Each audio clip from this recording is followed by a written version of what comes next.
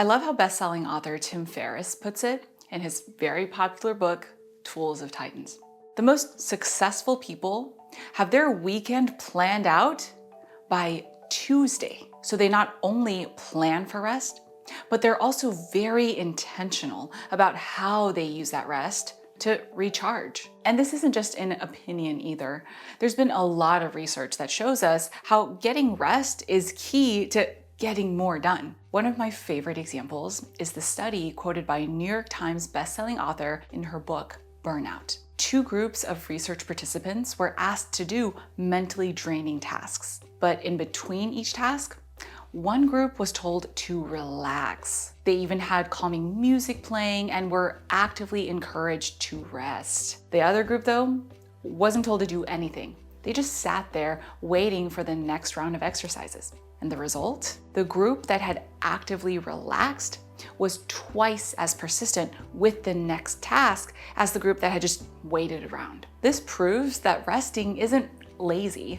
In fact, it's strategic because it makes you much more persistent and productive. And it's also why I've personally been able to stay in business running a growing multi-million-dollar business over the past decade. Not to mention, and even more importantly, I think, still love and be excited by what I do. But it wasn't always like this. Like you might be feeling right now too, I am not a natural rester. In fact, early on in my business, I was working all the time, including on vacations, much to Steven's dismay. He'd say, hey, let's go do something. And I'd say, yeah, that sounds great. Let me just sit down and do a little bit of work first. But then, and you probably know where this is going, the next thing I know, I look up and the whole day is gone. So even though it was my fault, I would just end up resenting the heck out of my business and my life, which is the exact opposite of the reason you want to start your own thing in the first place. To have that beautiful, fulfilling business that gives you the freedom to live the life that you love. That's when I finally made the decision I was not going to keep doing that to myself or my husband. I'd love to hear from you here too.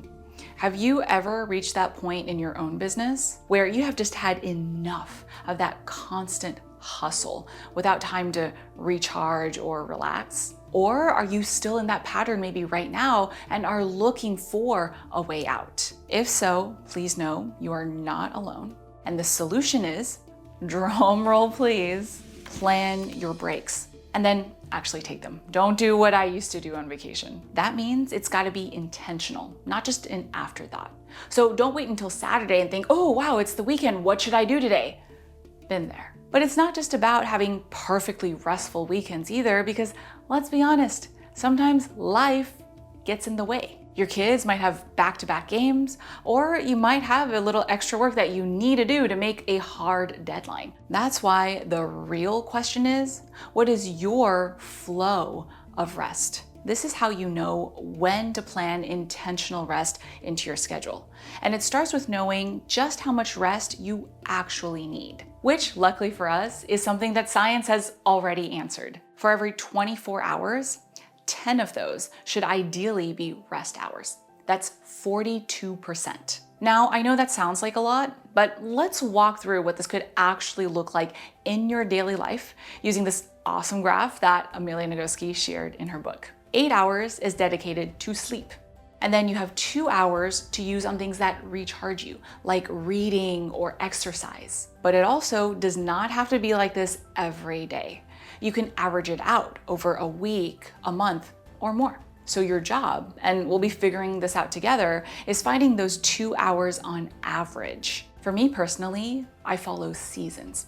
Sometimes I am in a season of working really hard, and other times it's clear that my mind and my body need a season of rest. And I don't think we talk about this enough. Look, I love my work and I work really hard.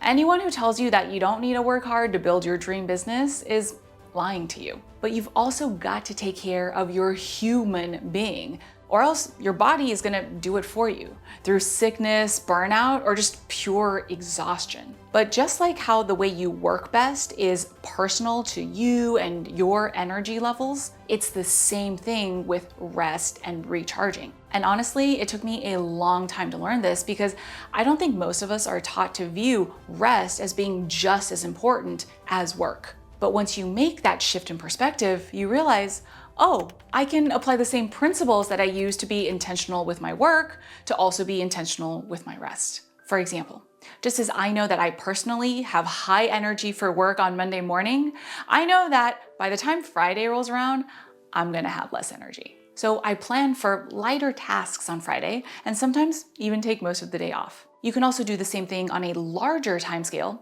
to help you build in seasons of rest throughout your year. Like in my mind, December is Christmas.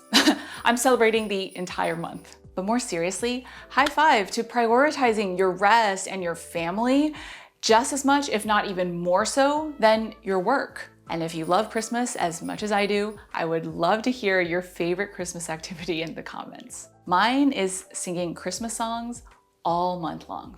Yes, I am one of those people. So I specifically plan to do less in December.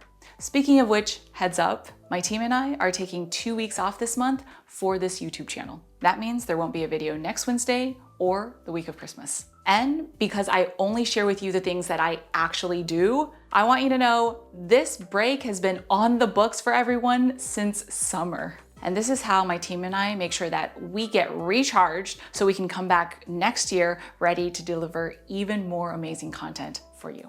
But here's the truth.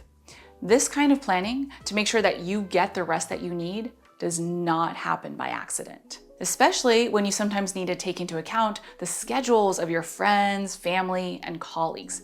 It is possible, but it takes communication. At this point in my business, I work with a fairly large team with a lot of moving pieces. Plus, Steven has a fairly inflexible work schedule. That's why in January, I essentially plan out my entire year. This way, everyone has plenty of heads up and we're able to make sure everybody's schedules work together. It really proves the point that discipline gives you the space for freedom. To give you a more specific example, my YouTube producer, Abby, is having a baby, yay, in December. Knowing this, for the last 6 months, we've worked ahead to plan around this so that now she can take a 3-month maternity leave without having to think about work or this channel having any disruption in our publishing schedule. And to be completely transparent with you, as always, no, it was not easy. We had to plan and work with the other members of our team who handle video editing, design, and uploading. Not to mention that she and I both had to ideate and write 2 extra scripts each month. Plus, I personally had to step up to the challenge of recording more videos per week than I ever have in my entire life. But the benefit is that even though only one of us is actually having a baby, we all get to enjoy a stress-free maternity leave. I'm being a little bit silly, but that's also kind of the point.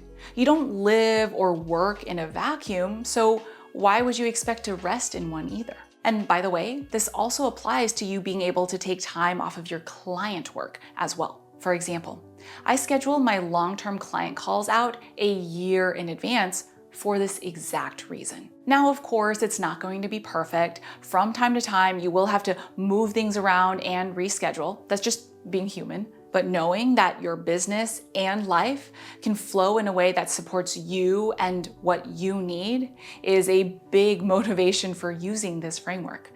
I know it was for me. And to set the expectation, it will take time to figure out what works best for you and the people you work with. Plus, it also might take time to get your business to a point where you can be as systematized and as scheduled as you'd like. But the best way to get there is to get started now with what you can. So I'd love to hear from you. What is your biggest takeaway from this video? Did it get you thinking about what your seasons of rest are? And how do you plan to approach this going into the holidays? I will see you in the comments.